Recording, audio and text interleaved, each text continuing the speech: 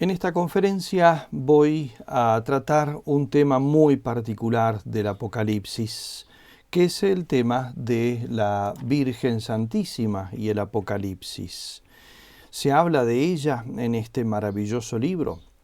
La tradición ha señalado un pasaje particular que es el capítulo 12, por tanto vamos a analizarlo y luego nos preguntaremos quién es la mujer que aparece en ese texto, en ese pasaje.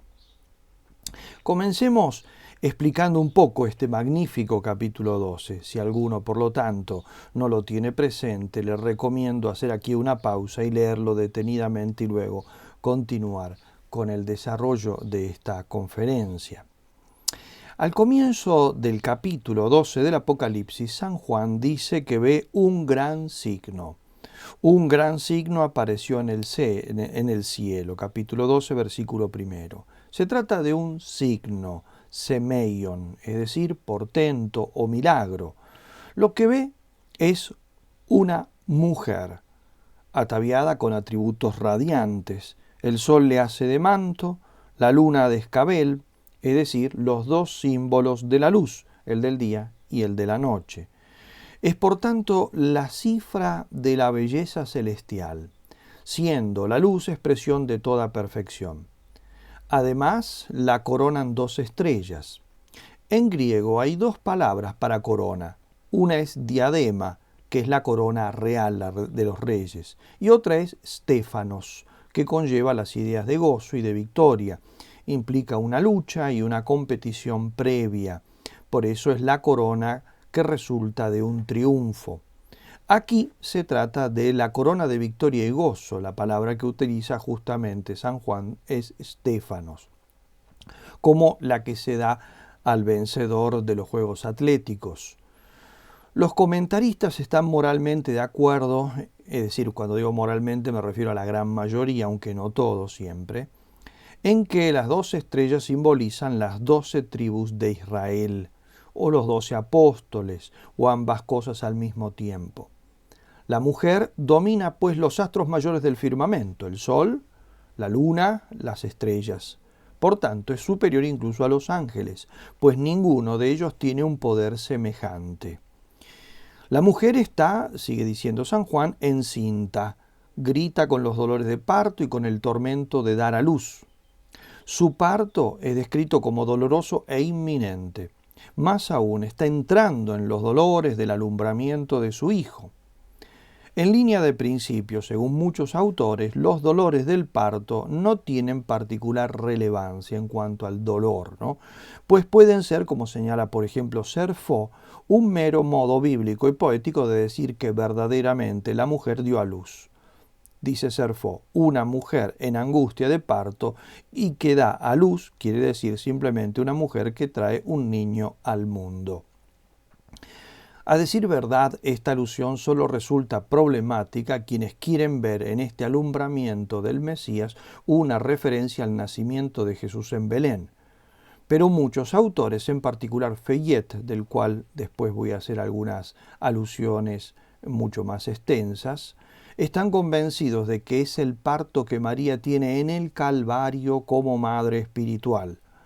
Esta sería la razón por la que se menciona inmediatamente, después de esto, la exaltación gloriosa al cielo, porque dice, una vez dado a luz al niño, y su hijo fue arrebatado hasta Dios y hasta el trono, lo cual ocurre en Cristo después de su muerte, de su pasión y muerte.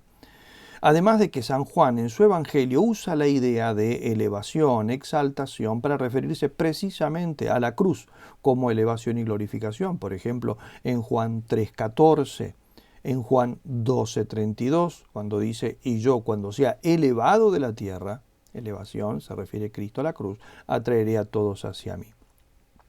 Esto está confirmado, según el mismo Fayet, por la presencia amenazante del dragón demonio que en el pensamiento de San Juan está asociado exclusivamente a la pasión de Cristo, puesto que su evangelio no refiere ni las tentaciones de Cristo en el desierto, ni ningún caso de expulsión de demonios.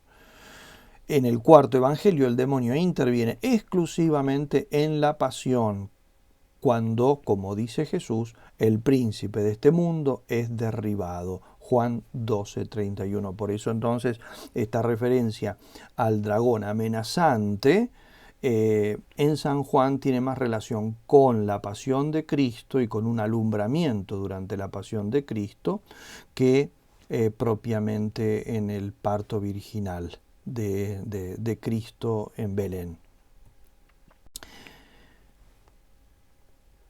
De pronto, Juan interrumpe la descripción de la mujer porque en el escenario donde se proyecta su visión aparece otro semeion, o sea, un segundo signo.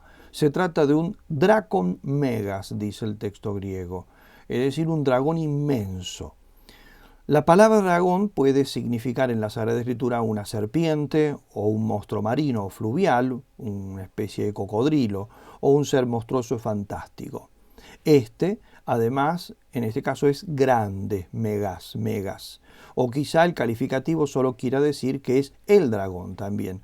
Puede significar eso, no solamente un dragón grande, sino que aparece el dragón por antonomasia, el monstruo por excelencia. Su color es rojo fuego. El término griego pirós, es la palabra que designa el fuego, de ahí viene piromanía, ¿no? El mismo color con que Juan ha descrito el caballo de guerra en Apocalipsis 6:4, hippos, pirros, caballo fueguino, lo que indica así su carácter violento, cruel y rabioso, como justamente era ese caballo que trae la guerra al mundo. El monstruo que aparece ahora en esta visión tiene 7 cabezas, coronada con diademas y 10 cuernos. A diferencia de la mujer que lleva ella una Stefanos, una corona victoriosa, las cabezas del dragón están coronadas con diademas. Recordemos los dos términos, Stefanos, corona de victoria, diadema, es la victoria la corona propiamente política. Esta es la palabra que utiliza cuando habla de las coronas del dragón, es decir, son coronas de un gobierno temporal, políticas. El dragón arrastra con su cola, dice el texto, la tercera parte de las estrellas y las arroja sobre la tierra. Texto inspirado ciertamente en el profeta Daniel, que ve un carnero con 2 cuernos, de uno de los cuales salen otros, y de uno de esos, una especie de cuerno pequeño que crece hasta alcanzar el ejército del cielo, echando a tierra y pisoteando parte de las estrellas. Esto se puede leer en el capítulo 8 del profeta Daniel. El texto de Daniel se interpreta históricamente del rey Antíoco y de las divinidades de los pueblos por él conquistados, pero en la imagen del Apocalipsis indica otra cosa. Según el padre Salguero, no sería de extrañar que el autor del Apocalipsis aludiese a la apostasía de altos representantes de la Iglesia de Cristo durante las persecuciones entonces desencadenadas.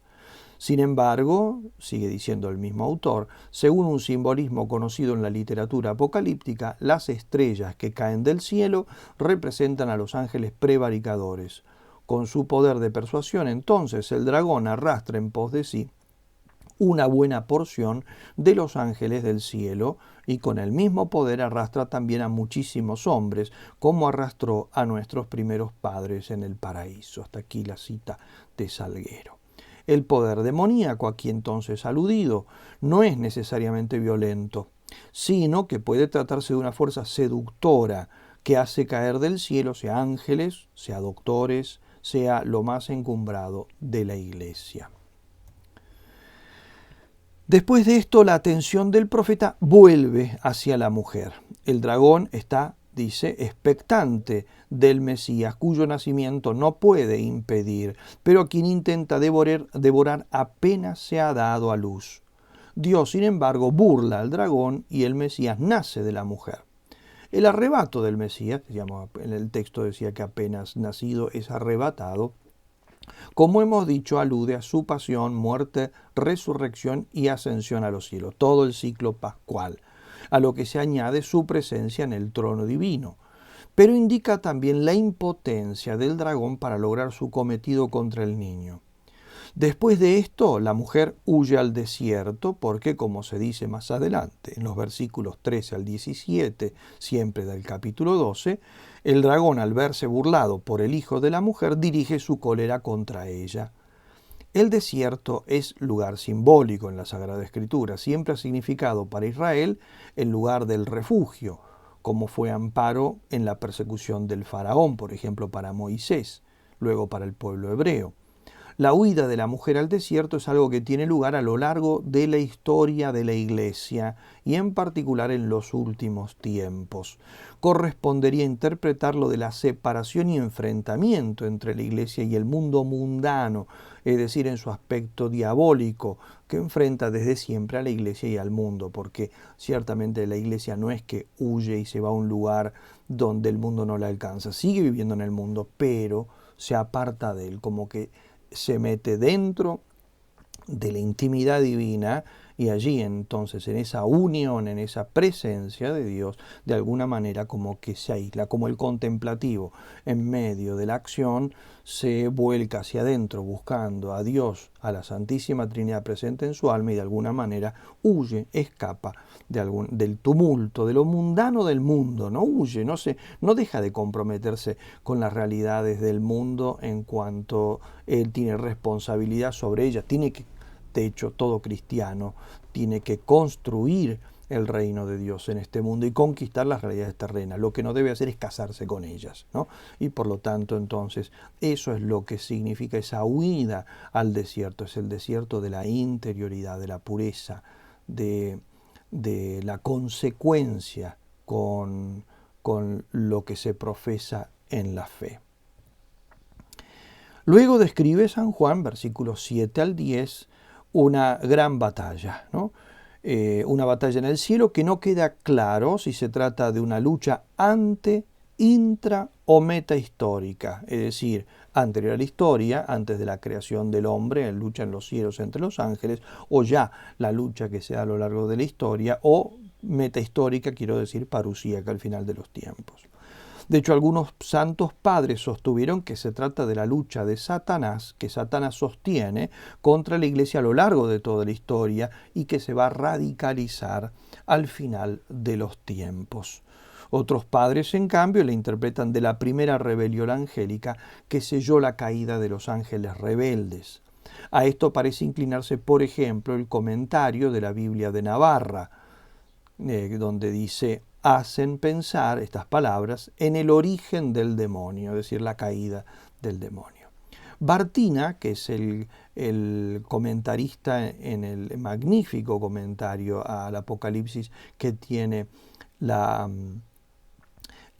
colección de comentarios de los padres jesuitas, editados por Lavac, habla de la lucha, pero no dice a qué batalla se refiere, si a la primigenia, aquella en los cielos, entre los ángeles fieles y los ángeles rebeldes, o a la última, a la que se dará al final de los tiempos. Pero si el texto tiene un carácter fundamentalmente parusíaco, todo en su conjunto, deberíamos pensar que se refiere entonces a otra batalla, una antes del final. Así lo entiende, por ejemplo, Castellani. Lo mismo sostienen Ballester Nieto, Straubinger. Salguero parece pensar en que esta victoria atribuida a Miguel es la victoria que Cristo obtiene en la cruz. Lo mismo piensa, por ejemplo, Wickenhauser, quien dice así: este combate entre Miguel y Satán se lleva a cabo en el lapso entre la glorificación de Cristo y la aparición del anticristo, es decir, a lo largo de la historia de la Iglesia. A esto parecen aludir las palabras de Cristo al comienzo de su pasión: yo estaba viendo a Satán caer del cielo como un rayo. Es esta derrota que a lo largo de la historia harán los santos sobre Satanás, porque en cada santo Satanás es derrotado.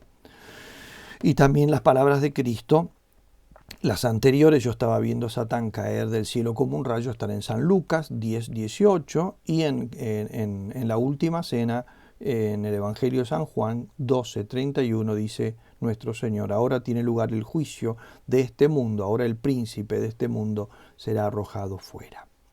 La batalla en sí no viene descrita, sino simplemente aludida.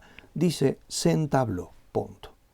Y las huestes del dragón, continúa, non valuerunt, es decir, no tuvieron fuerza suficiente. El texto griego dice uk ischisan, no fueron fuertes, en clara oposición a Dios, que es llamado justamente en el Apocalipsis, por ejemplo, Apocalipsis 7:12, Ge ischis, el fuerte.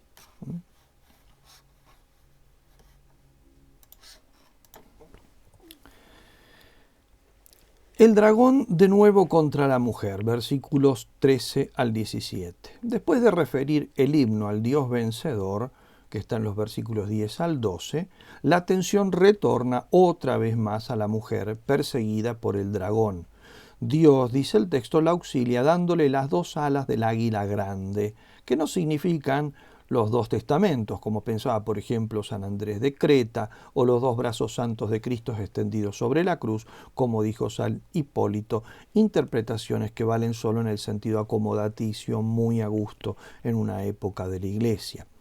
Se trata simplemente de los brazos sustentadores de Dios, como dice atinadamente Barclay. Dios se compara a menudo con el águila protectora, por ejemplo, en Éxodo 19. Habéis visto, le dice a Israel, lo que hice con los egipcios y cómo os llevé sobre las alas de águilas y os traje hacia mí. También en el Deuteronomio capítulo 32, como el águila que alborota su nidada revoloteando por encima de sus polluelos, extiende las alas tomándolos, cargándolos sobre sus plumas, el Señor fue el único que los guió. Estas alas entonces simbolizan la gracia divina, la protección, la providencia y la asistencia divina. Dios, por tanto, lleva a la mujer a su lugar, dice el texto, su lugar, que está en el desierto y lejos del dragón. Es curioso este posesivo que usa San Juan, ton, topon, autes, el lugar de ella, su lugar. Él la llevó al lugar de ella. Esto implica que el lugar es preparado para ella por Dios, por la providencia. Su lugar es allí donde esté a solas con Dios, porque el desierto era, en la mente de Israel, el refugio de todos los perseguidos, donde huyen, por ejemplo, Elías, David, los Hasidim. El desierto puede significar en algunos textos bíblicos también el lugar inhóspito, sin vida, incómodo para vivir, pero lejos de los centros de poder y bajo este último aspecto, en el cierto sentido, un lugar seguro.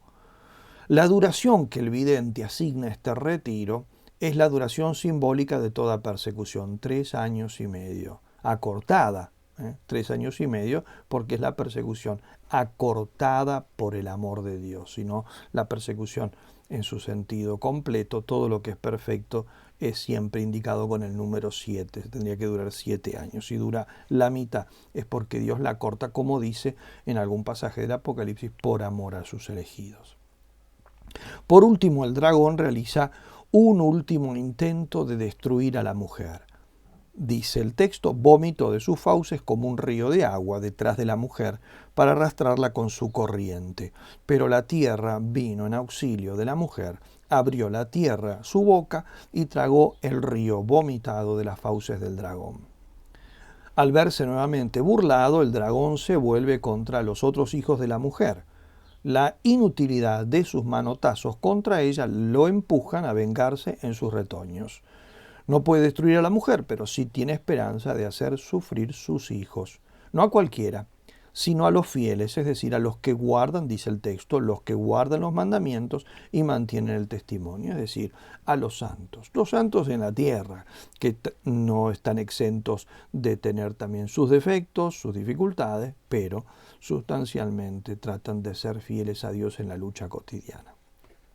Bien, hasta aquí esta primera parte, si se quiere, donde escuetamente he mencionado lo que dice el capítulo 12, los distintos personajes y el desenvolvimiento. Esto ciertamente, la exégesis riquísima de este capítulo 12 podría extenderse indefinidamente, y al menos muchísimo más de estos pocos minutos que yo le he dedicado, pero simplemente lo he hecho como preparación, porque como dije, la conferencia es responder más bien a esta pregunta que me voy a hacer ahora: ¿quién es la mujer? ¿Quién es esa mujer? Este ha sido un tema muy discutido, que ha recibido lecturas diversas. En la tradición, sustancialmente, hay dos interpretaciones principales. Una ve en la mujer un símbolo de la Iglesia, nuevo pueblo de Dios, y otra un símbolo de María, Madre de Jesús. Hay quienes sostienen que solo es símbolo de la Iglesia, otros que solo es símbolo de María, otros que es símbolo de ambas, ¿no? Por ejemplo, Grelot sostiene que se trata de la nueva humanidad con María a la cabeza, ¿no? Y así tantos otros autores en esto. Realmente podríamos hacer una lista verdaderamente grande, porque es un tema que ha atraído muchísimo. Pensemos, no solamente los exégetas, sino principalmente los mariólogos, ¿no? Que en este pasaje, evidentemente, es un pasaje obligado en su estudio. La exégesis patrística y medieval ha interpretado esta figura principalmente en clave eclesiológica, es decir, aplicándola más bien a la Iglesia sin excluir la interpretación mariana. Recién en el medioevo, algunos autores monásticos cambiaron el acento por una interpretación más mariológica, ahora sin excluir la interpretación eclesiológica. Por eso, para algunos autores, como el padre de la Poterie, la cuestión en dónde poner el acento principal es la central, sin excluir ninguno de los dos aspectos. O sea, realmente la clave está en entender lo que se aplica a las dos cosas y después quedará a criterio y en clave, digamos, de ciertas interpretaciones particulares donde se pone el acento. Principalmente es la Iglesia con visos de María o principalmente es la María con visos de la Iglesia. Vamos a ver entonces las distintas interpretaciones completas, también las exclusivistas y las mixtas. Las interpretaciones exclusivistas ante todo. Como señala el padre de la Poterie, un cierto número de exégetas solo acepta la interpretación eclesiológica, considerando la mariana como una adaptación y una explicación piadosa al servicio de la pastoral, del culto y de la espiritualidad. La interpretación acomodaticia de los pasajes de la Sagrada Escritura es correcta, es acomodar pasajes, ¿no? que literalmente indican otra cosa, pero uno los acomoda piadosamente para entender en ellos y alimentarse espiritualmente, aplicándolos a otras realidades espirituales, teológicas, etc. Lo que eso no tiene es valor de argumento, ¿no? Entonces el sentido acomodaticio no quiere decir que sea falso, no quiere decir que sea algo ilícito hacerlo en exégesis, sino simplemente de que es algo para alimentar la vida espiritual de la persona, pero no quiere decir de que eso esté indicado en el texto, el sentido de eso, ¿no? Por eso, evidentemente, que el considerar esta primera línea que la interpretación mariana es meramente acomodaticia significa que en definitiva el texto no tiene nada que ver con la Virgen Santísima.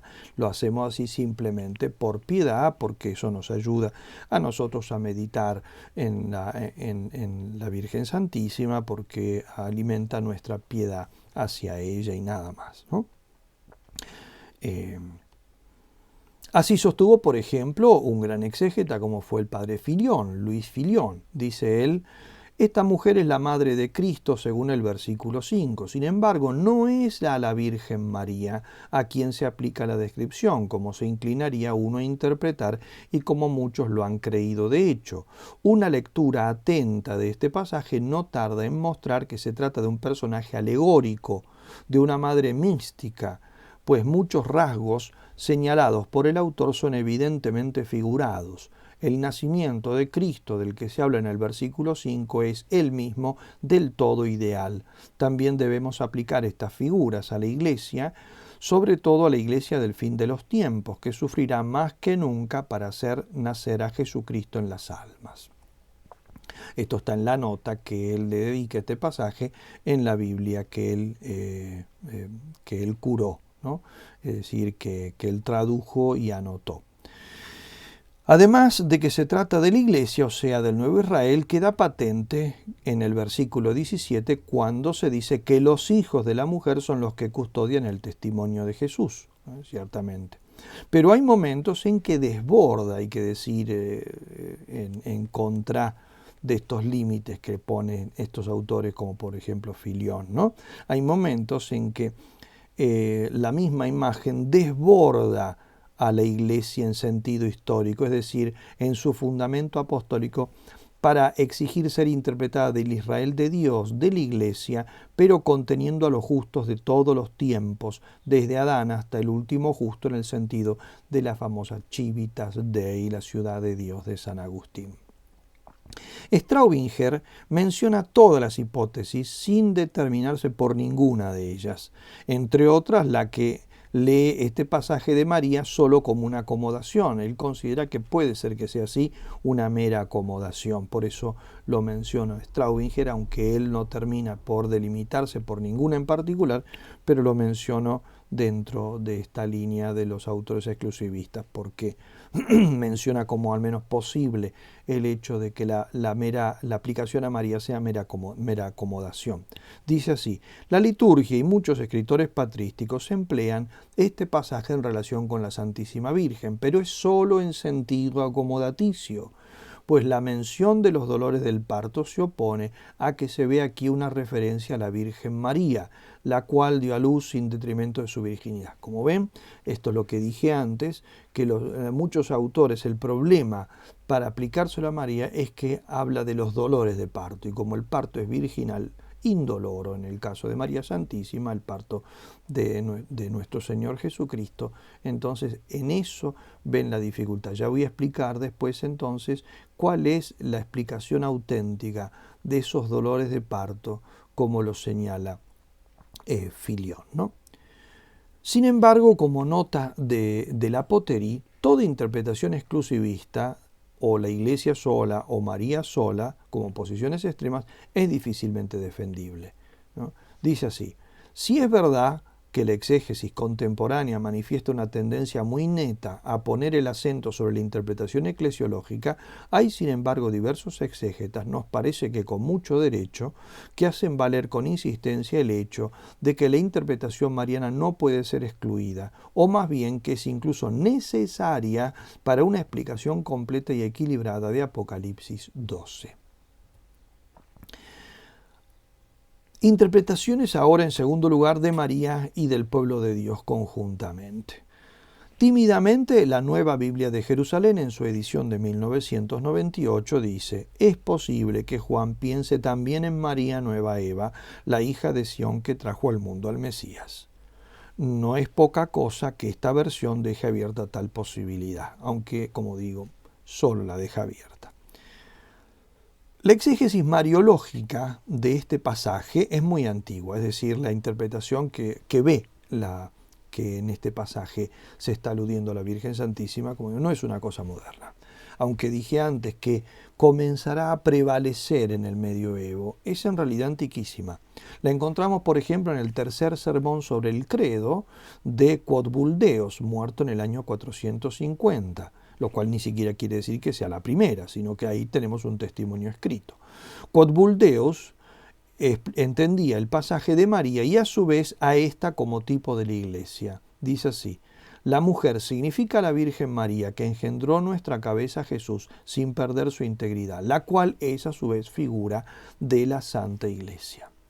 Por su parte, el franciscano Bellarmino Bagatti sostuvo que la interpretación mariana de Apocalipsis 12 se encuentra también implícitamente en San Ignacio de Antioquía, por lo tanto nos remontamos a los padres apostólicos, y en la obra apócrifa Historia Fabri Lignari, cuya versión copta parece ser pre-nicénica, o sea, anterior al concilio de Nicea.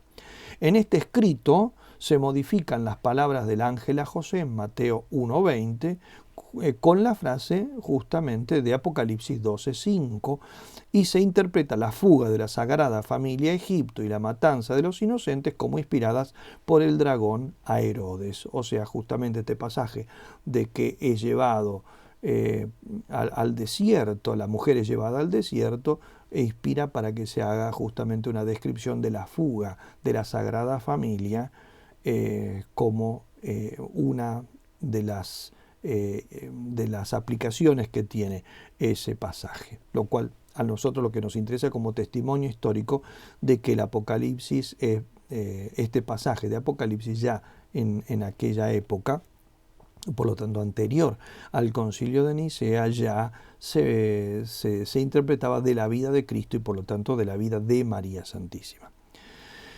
No perdamos de vista que el texto usa el género literario apocalíptico, que permite una superposición de imágenes y el desborde de ciertos detalles respecto de la imagen principal. Por eso no se puede aplicar todos los detalles del texto a la Virgen, ni es necesario para su sentido mariano. El padre Bober sostiene que la mujer será o la colectividad patriarcal convergiendo y concentrándose en María, o bien María en cuanto recoge y sintetiza en sí la colectividad patriarcal, es decir, al Israel de la promesa. Sigue diciendo él, cotejados todos los textos bíblicos en sus rasgos así reales como verbales, la conclusión es que la mujer es María en cuanto lleva la representación de Israel. Además, el contraste entre la mujer y el dragón, serpiente antigua, es una realización de las hostilidades anunciadas en el Génesis 3.15, donde la mujer es claramente María. Eso ciertamente es así. En el protoevangelio, Génesis 3.15, la mujer de la cual se profetiza, ¿no?, que nacerá aquel que pisará la cabeza de la serpiente, es ciertamente María, no es Eva. Eva no da luz a Cristo. Es María la que da luz a Cristo. Sigue diciendo Bober, hay que notar empero que la maternidad de María es aquí, como lo fue en la realidad, no la pura generación física, sino la maternidad total del Redentor. Esto, con todo, no impide que en un sentido derivado la mujer pueda ser también de alguna manera la Iglesia, por cuanto es la prolongación de Israel. Por lo tanto, entonces, él interpreta principalmente de forma mariológica, segundo lugar eclesiológica, y el parto no solo lo interpreta de Cristo, sino del Cristo total, Cristo y los que son de Cristo. Esto es lo que permite entender que los dolores de parto no se refieren al parto virginal, sino al parto de María del Cristo total, donde ciertamente lo da entre dolores en la pasión. Volveré sobre esto porque es la tesis principal y magnífica del padre Fayette, ¿no? Así interpreta el padre Bober lo que acabo de mencionar en su versión de la Biblia, ¿no?, mostrando los distintos elementos de la visión. El manto del sol, dice él, es la gloria de la divina maternidad, la luna debajo de sus pies es símbolo del señorío soberano o realeza de María, la corona de 2 estrellas es la gloria de los 12 patriarcas de Israel, recapitulada y representada en María. El padre Cándido Pozo, otro gran teólogo, indica que el hecho de que el sentido primario de este texto tenga por sujeto a la Iglesia no impide que la figura de María aparezca a otro nivel. Más aún sostiene con una atinada perspectiva que en este capítulo 12 Juan ve a la Iglesia con rasgos de María. Es decir, para el padre Pozo, Juan está hablando de la Iglesia, pero cuando tiene que describir a la Iglesia toma los rasgos de María, que le eran para él muy conocidas para describir a la Iglesia. Por lo tanto, justamente tenemos aquí las dos cosas. Sin embargo, esto parece insuficiente, a menos que se aclare que no es la Iglesia histórica posterior a la Pascua, porque esta, como ha destacado Grelot en el mismo Apocalipsis, no es la madre del Mesías, sino su esposa, como aparece varias veces, Apocalipsis 19.7, 21.4, sino que es la Iglesia en toda su amplitud, como Israel de Dios, cuyo miembro más eminente, María, es sí madre del Mesías y madre espiritual de todo el resto. El padre Roschini, uno de los grandes mariólogos del siglo XX, en su vida de María, señala incluso que es en esta visión de la mujer del Apocalipsis en la que se apoyan algunos de los antiguos padres de la Iglesia para sostener la asunción de María a los cielos. Por tanto, ha sido lugar teológico para apoyar nada menos que uno de los dogmas marianos más importantes, lo que muestra que no puede considerarse como un mero sentido acomodaticio. Volveré sobre esto. Joseph María Salgado, apoyándose en muchos teólogos como por ejemplo Tobac, Leforis, Brown, Laurentien, Weber y otros, destaca que en ningún lugar del Antiguo Testamento se afirma que el pueblo de Dios, Israel, personifique a la madre del Mesías individual. La hija de Sión es llamada a veces madre en el Antiguo Testamento, pero no madre del Mesías individual. Del mismo modo, en el Nuevo Testamento, la Iglesia es presentada como esposa de Cristo y madre de los creyentes, pero nunca como madre del Mesías. Esto es muy importante, ¿no? Por tanto, la única madre de Cristo en la Sagrada Escritura es solamente María. Entonces, el Israel es llamado madre, pero no madre del Mesías, sino madre de todos los hijos de Israel, ¿no? Y en el Nuevo Testamento, la Iglesia nunca es llamada madre del Mesías, es llamada esposa, como por otra parte lo hace el Apocalipsis mismo, la llama la novia del Cordero, la esposa del Cordero, pero nunca es llamada madre del Cordero. En todo caso, una maternidad sobre todos los creyentes. Pero este pasaje está claramente, porque eso no hay ninguna duda, ¿no? Claramente habla del nacimiento del Mesías, ¿no? De ahí que algunos, como este citado Salgado, afirmen que aunque la mujer venga configurada también como iglesia, entre las dos el primer puesto corresponde ontológicamente, dice él, a María. O sea, la figura, en primer lugar, es figura de María. Y Gillard dice, guiado por el Espíritu, San Juan ha visto en esta mujer primero la misma Virgen María, luego la Iglesia, el conjunto de los cristianos, porque la Iglesia no existiría sin María.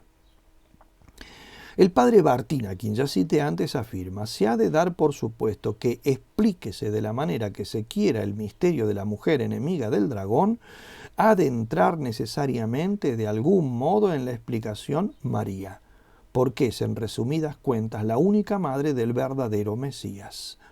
Y añade, no se oponen a esta identificación los dolores que al dar a luz sintió la mujer. Eso ya dije que justamente era una de las cosas que hacía algunos exégetas, excluir este pasaje de la Virgen como interpretación principal. En toda la corriente, sigue diciendo el padre Bartina, en toda la corriente expresiva del Antiguo Testamento y del judaísmo, esta frase, dar a luz en los dolores de parto, equivale a indicar de modo seguro que se trata de un nacimiento verdaderamente humano y no ficticio o de otro orden. Además, por lo tanto, entonces, hablar de dolor de parto simplemente lo que quiere decir es que es un parto real. No, el énfasis no está puesto en que es doloroso, sino en que es real. Es real. Sigue diciendo el padre Bartina. Además, los dos verbos con que se expresa esta realidad en el versículo 2 tienen el valor de una frase ya hecha. Tampoco, o sea, frase hecha, los dolores de parto, como decir, es una manera de decir simplemente dio a luz, punto, ¿no? Es una frase hecha, es la manera de decir dio a luz. No está siendo de vuelta, insisto, el énfasis en el tema de que el parto sea doloroso o no doloroso, eso no entra en cuestión. Lo que quiere indicar simplemente es, emplea una frase que indica que es un parto real, no un parto ficticio como querían hacer creer los herejes docetas de los primeros siglos, porque para ellos todo lo que tuviera que ver con un cuerpo era denigrante aplicárselo a Dios. Sigue diciendo Bartina, tampoco se opone a la identificación indicada o que se hable de descendientes de la mujer. Ya se dijo que la palabra simiente puede equivaler a estirpe o raza. Por otra parte, los partidarios de la interpretación individual ven aquí significada la maternidad espiritual de María en cuanto engendra ella también a los que creen en Jesús. Juan 19, 25 al 27.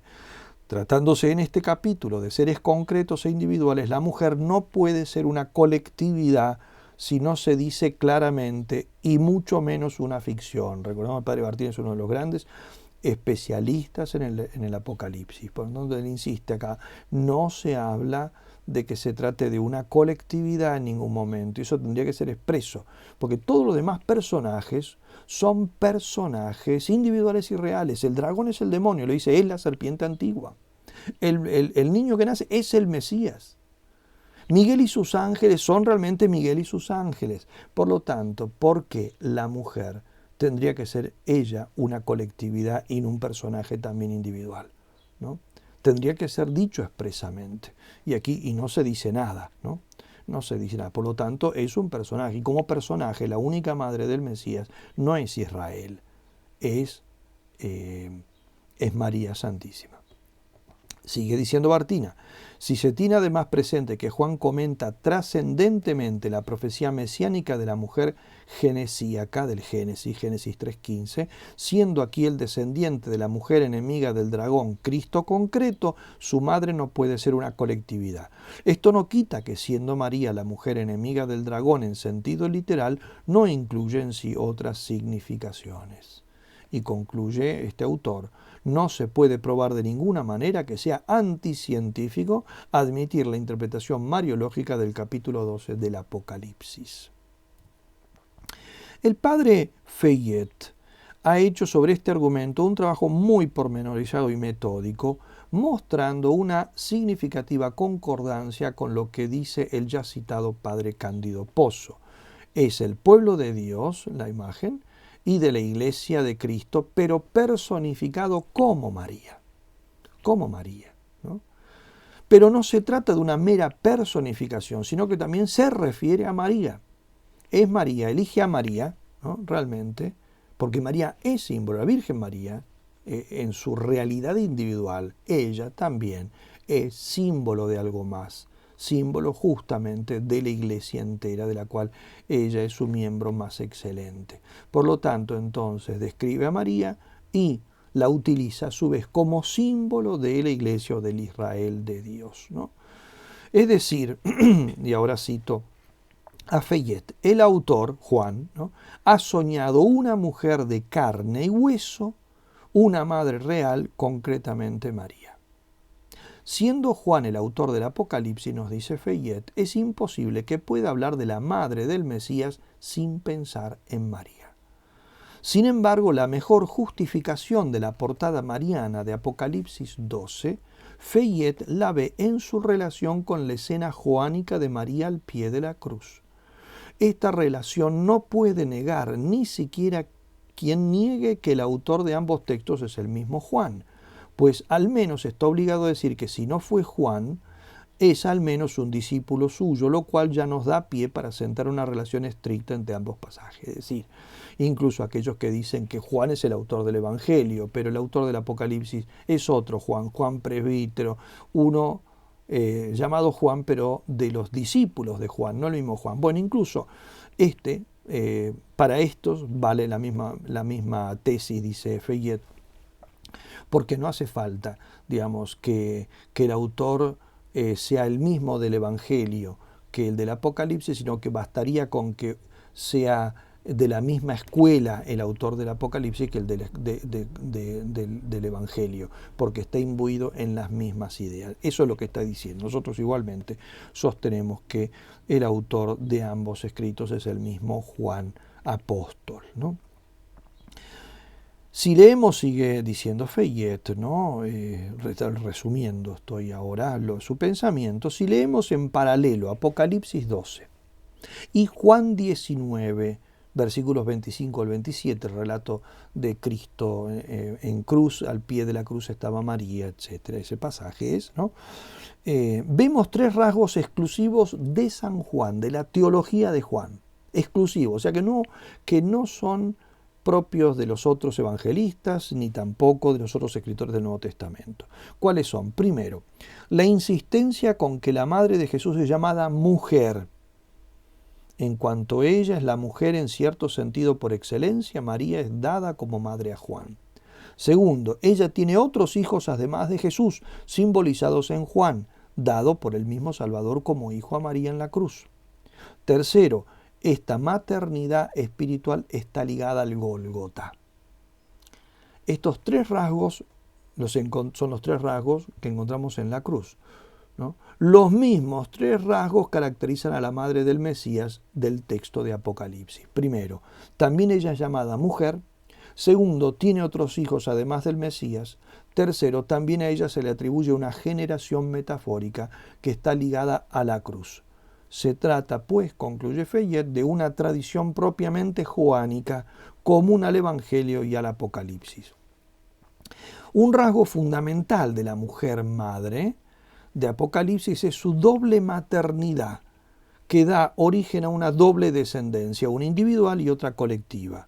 Ella es madre del Mesías individual, es decir, de Cristo, en Apocalipsis 12:5 al principio, la que da luz al Mesías, pero también tiene otra descendencia, como dice unos versículos más adelante, identificada como, ¿cuál es esa descendencia? ¿Quiénes son esos hijos? Los que guardan los mandamientos de Dios y mantienen el testimonio de Jesús, es decir, todos los discípulos de Cristo.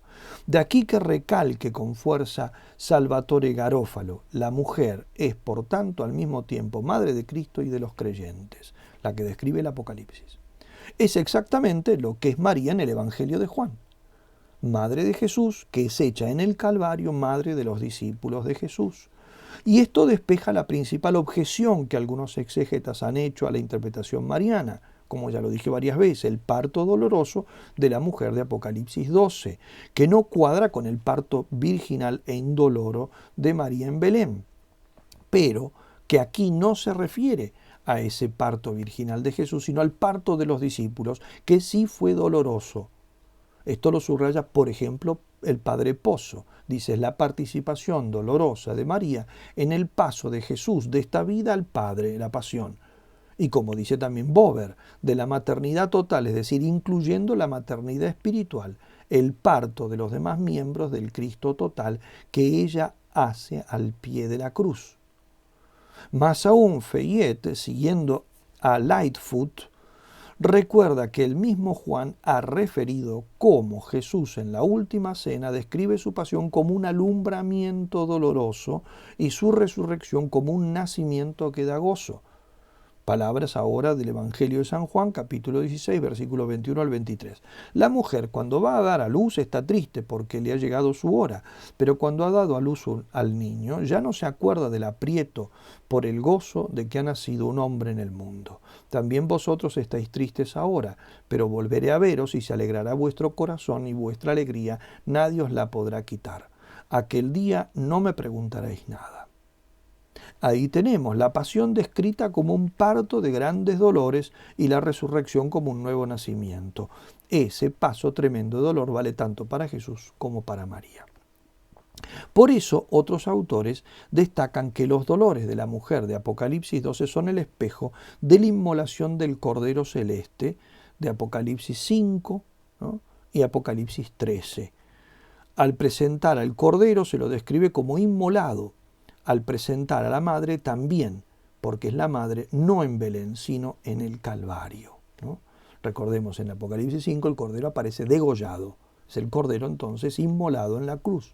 Cuando se presente a su madre, tendrá que presentarse también como la madre del Cordero degollado. Ella también, de alguna manera, asociada a la inmolación del hijo individual y asociándose al parto de los otros hijos que aquel le entrega en ese solemne momento. De ahí que Fayette afirme lo siguiente: Juan habla en su Apocalipsis de atroces dolores de parto que terminan en el nacimiento metafórico de Cristo y de los cristianos. Describe la madre del Mesías recordando a María, quien por Cristo crucificado había sido dada por madre a Juan. Por otra parte, es indudable que la elección del sustantivo guiné, mujer, para describir al personaje central de este capítulo, vi un signo grande, una guiné, una mujer, ¿no? Así describe Juan en Apocalipsis, ¿no?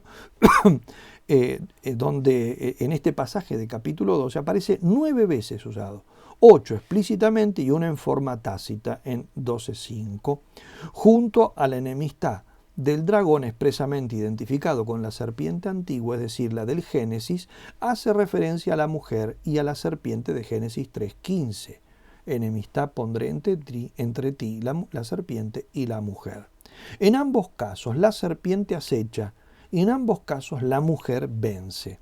Y la mujer de Génesis 3:15 es, sin duda, en toda la tradición cristiana, no solo Eva, sino principalmente María, al menos en un sentido profundo, plenior del texto. Pero sobre todo porque como profecía solo la cumple María. En ningún lugar de la Escritura se dice en efecto que Eva haya triunfado de la serpiente, más bien lo contrario. Solo María realiza lo allí profetizado. Esto explica que la lectura mariológica del pasaje de Apocalipsis 12 haya sido una constante en tres fuentes importantes de interpretación, a saber, el uso litúrgico, las referencias magisteriales y la piedad popular. Y esto es muy importante porque este es el uso que ha hecho la Iglesia de este pasaje. La liturgia, que es fuente teológica dentro de la tradición, aplica a María este pasaje al menos en la solemnidad de la Asunción, en la antífona de entrada de la misa del día y la primera lectura, y en la misa votiva de María Auxilio de los Cristianos de la Collectio Missarum de la Beata María Virgine, en la primera lectura y en la nota introductoria a la misa, que afirma claramente que es la visión de la Virgen en quien se representa la Iglesia. Esto sin contar las veces en que es aplicada a la Virgen en diversas antífonas de la liturgia de las horas, por ejemplo en la memoria de María Reina, 22 de agosto, la lectura breve del oficio de Santa María in Sábato, etc.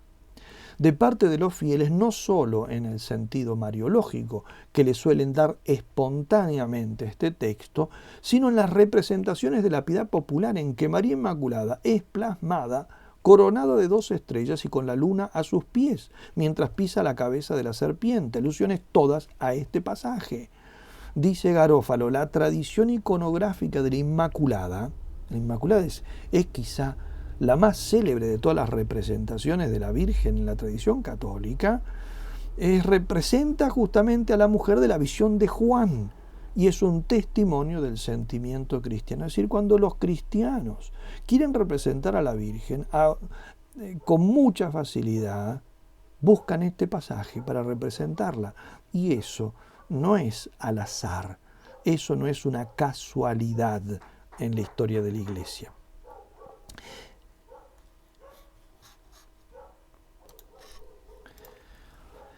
Del magisterio se pueden citar incontables pasajes. Solo a modo de ejemplo indico algunos tomados de pontífices del siglo XX, para que sean bien cercanos a nosotros. La encíclica Ad Diem Illum de San Pío X, 1904, dice así: una señal grande, así describe el apóstol Juan la visión que le fue enviada por Dios. Una señal grande apareció en el cielo, una mujer vestida de sol, con la luna debajo de sus pies y sobre la cabeza una corona de 2 estrellas. Nadie ignora que aquella mujer simbolizaba a la Virgen María, que sin dejar de serlo dio a luz nuestra cabeza, y sigue el apóstol, y estando encinta gritaba con los dolores del parto y las ansias de parir. Así pues, Juan vio a la Santísima Madre de Dios gozando ya de la eterna bienaventuranza y, sin embargo, con las ansias de un misterioso parto. ¿De qué parto? Sin duda del nuestro, porque nosotros, detenidos todavía en el desierto, tenemos que ser aún engendrados a la perfecta caridad de Dios y la felicidad eterna. Los trabajos de la parturienta indican interés y amor. Con ellos la Virgen desde su trono celestial vigila y procura con su asidua oración que se engrose el número de los elegidos. La bula dogmática Munificentissimus Deus de Pío II, en la que se proclama el dogma de la Asunción de María, año 1950, dice lo siguiente en el número 27. Los doctores escolásticos vieron indicada la Asunción de la Virgen Madre de Dios, no solo en varias figuras del Antiguo Testamento, sino también en aquella señora vestida de sol que el apóstol Juan contempló en la isla de Patmos, Apocalipsis 12. La exhortación mariana Signum Magnum de San Pablo VI en 1967 sobre el culto que ha de tributarse la bienaventurada Virgen María, cuyo título Signum Magnum está tomado precisamente de las palabras con las que comienza el capítulo 12 del Apocalipsis. Dice así: señal grande la que el apóstol San Juan vio en el cielo, una mujer vestida de sol, que la Sagrada Liturgia no sin razón interpreta como refiriéndose a la Beatísima Virgen María, Madre de todos los hombres, por la gracia de Cristo Redentor. Yendo a Juan Pablo II, la encíclica Redentoris Mater del año 1987 desarrolla la relación entre María y la Iglesia en la mujer del Apocalipsis 12 y dice así: merced a este vínculo especial que une a la Madre de Cristo con la Iglesia, se aclara mejor el misterio de aquella mujer que desde los primeros capítulos del libro del Génesis hasta el Apocalipsis acompaña la revelación del designio salvífico de Dios respecto a la humanidad. pues María, presente en la Iglesia como Madre del Redentor, participa maternalmente en aquella dura batalla contra el poder de las tinieblas, Gaudium et Spes 37, que se desarrolla a lo largo de toda la historia humana. Y por esta identificación suya eclesial con la mujer vestida de sol, Apocalipsis 12.1, dice, como está citando San Bernardo, se puede afirmar que la Iglesia en la Beatísima Virgen ya llegó a la perfección por la que se presenta sin mancha ni arruga. Por eso los cristianos, alzando con fe los ojos hacia María a lo largo de su peregrinación terrena, aún se esfuerzan en crecer en la santidad. Lumen Gentium 65. María, la excelsa hija de Sión, ayuda a todos los hijos, donde y como quiera que vivan, a encontrar en Cristo el camino hacia la casa del Padre.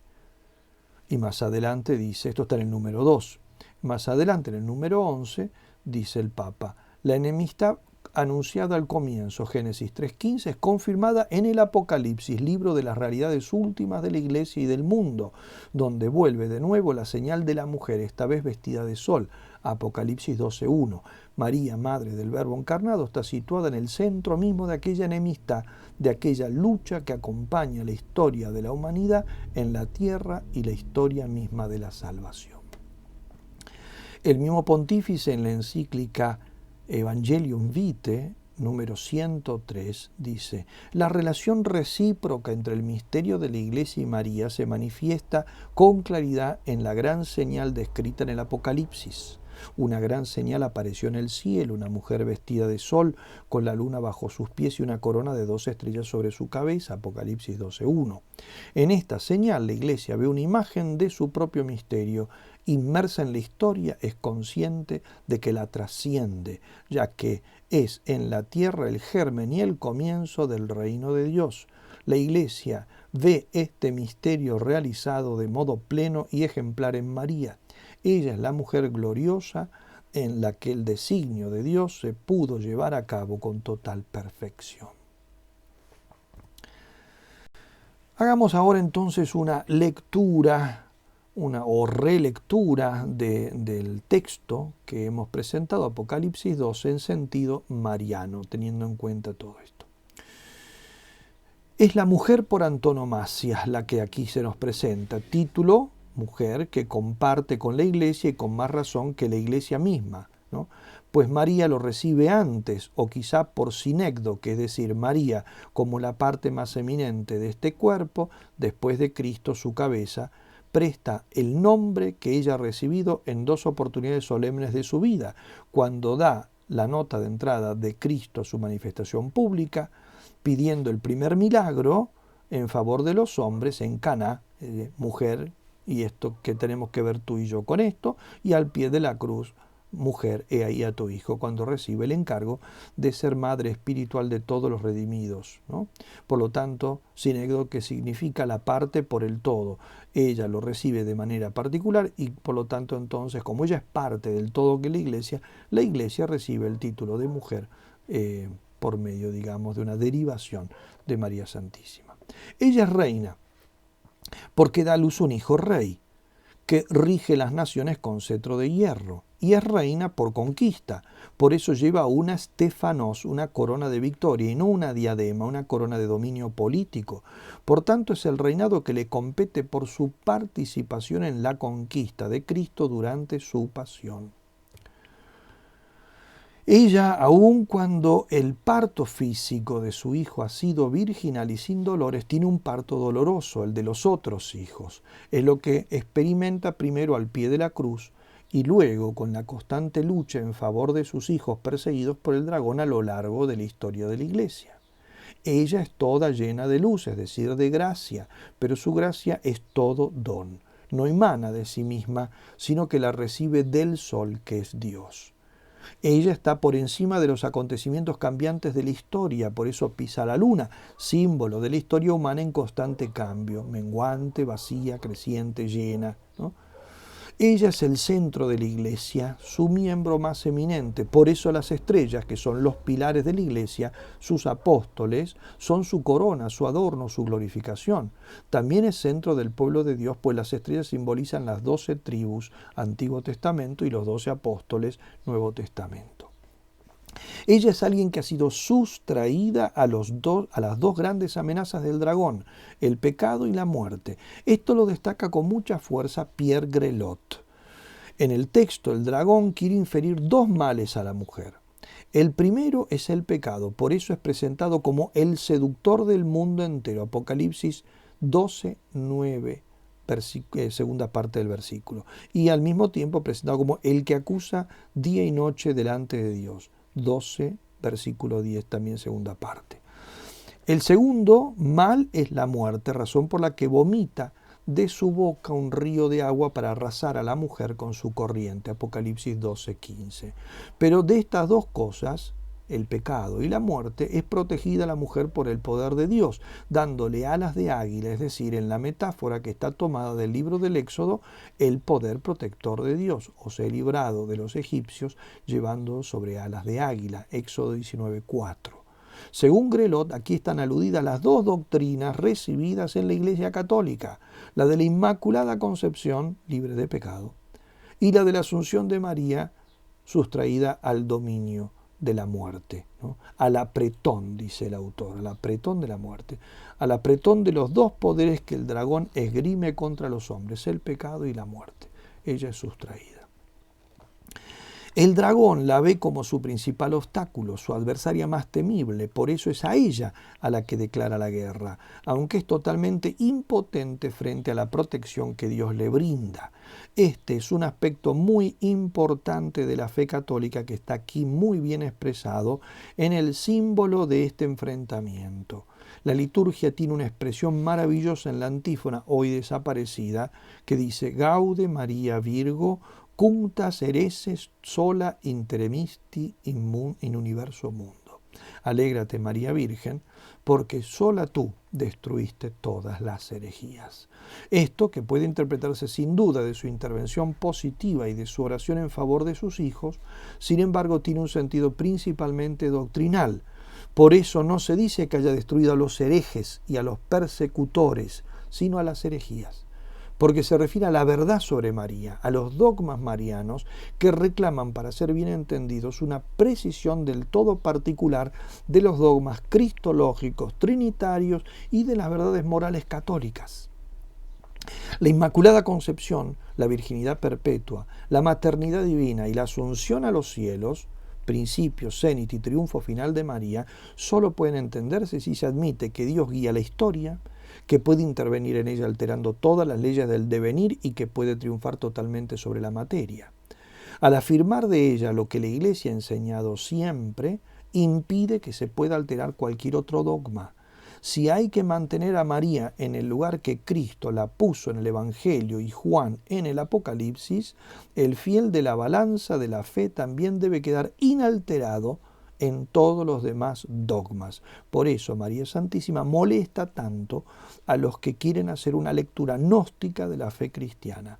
Cualquier anciana escondida en un cañadón cuidando cabras hace trizas todas las interpretaciones gnósticas de la fe cada vez que reza un Ave María y menciona la maternidad divina, la encarnación del Verbo, la virginidad perpetua, la gracia santificante y la plenitud particular de nuestra Madre, que nos hace reconocernos pecadores, la llama intercesora y nos recuerda que nos vamos a morir y que la necesitamos indeclinablemente para pasar airosos ese trance. ¿Cómo no la va a tratar de silenciar el dragón o cómo no intentará rebajarla al menos a simple muchacha, sendosa, alegre, comprensiva, pero nada más? Solo una muy buena chica, en fin de cuentas, pero no la que presentan los evangelios ni el Apocalipsis de Juan. Ella es también la que esconde a sus hijos en el desierto, es decir, en la providente protección de Dios. Todo esto que acabo de mencionar está entonces en el texto de Apocalipsis 12, una vez que se ha aceptado que realmente este texto contiene una clara identificación de María Santísima. No decimos en clave exclusivista, no hace falta para eso, sino en clave mixta, es decir, de María Santísima y de ella como símbolo de la Iglesia, o si se quiere, incluso en el grado más mínimo de la Iglesia, pero a su vez con alusión mariana. Finalmente destaco algo que ha enfatizado mucho San Luis María Griñón de Montfort, probablemente inspirado por este pasaje bíblico. Ella, durante el tiempo de la Iglesia, es decir, el transcurrir histórico en que la Iglesia es probada por el sufrimiento, pero que es acortado por Dios por amor a los elegidos, ella, digo, en ese tiempo está en el desierto, es decir, en el silencio, en las sombras, desconocida por la mayoría, o al menos por los que no son sus más íntimos. Esto es lo que simbolizan los 3 años y medio, o un tiempo, 2 tiempos y medio tiempo, o 1260 días. Son las 3 formas en definir la misma realidad. Si se toma el número 7 como la perfección y por tanto la cifra de 7 años como la totalidad del periodo histórico de la Iglesia, los 3 años y medio indican que el tiempo de persecución es acortado por amor a los elegidos. Y lo mismo si se considera cada año como un lado del cuadrado y el cuadrado como símbolo de la perfección temporal, ¿no? El mundo en la antigüedad se representaba como un cuadrado, no como un círculo, como vemos, por ejemplo, en la mesa en torno a la Trinidad de Rublev, que es el mundo, ¿no? En este caso, el cuarto lado está solo trazado hasta la mitad, porque Dios lo ha abreviado, siempre por amor a los elegidos. Debemos entender, pues, que al término de este tiempo, ella tendrá un papel importante en la lucha contra el dragón, aunque en Apocalipsis 2 esto no aparece, porque este capítulo marca la mitad del Apocalipsis, pero no el desenlace de la historia, ni la parusía, el cual es el tema de la segunda parte de la profecía de este libro. No debemos extrañarnos, pues, que un autor eminentemente mariano, como San Luis María, vea en este texto el preanuncio del papel fundamental que María ha de tener en la lucha final para hacer triunfar a su hijo en la parusía. Dice en el Tratado de la Verdadera Devoción número 234. San Juan vio una mujer coronada de 2 estrellas, vestida de sol y con la luna bajo sus pies. Esta mujer, según los intérpretes, es María. Me parece muy sugestiva la afirmación de un exegeta tan conocido como Pierre Grelot, a quien ya he citado anteriormente, por otra parte, no siempre dado a las interpretaciones tradicionales, y por eso es que me prefiero aludir a él y cerrar esta conferencia con un pensamiento suyo, digo, porque justamente no puede ser tomado como parte, digamos, de la ortodoxia, sino que muchas veces sus interpretaciones son progresistas, ¿no? Por eso digo, es muy sugestivo que alguien como él afirme que en este texto se encuentra la raíz de los 2 dogmas marianos que marcan la vida de María, la Inmaculada Concepción y la Asunción. Y con sus palabras cierro este trabajo. Dice así: la lectura del capítulo 12 del Apocalipsis me ha llevado a reconocer la presencia de estos dogmas todavía envuelta en sombras a causa del lenguaje simbólico en la misma escritura. Es ahí que los dogmas tienen sus raíces.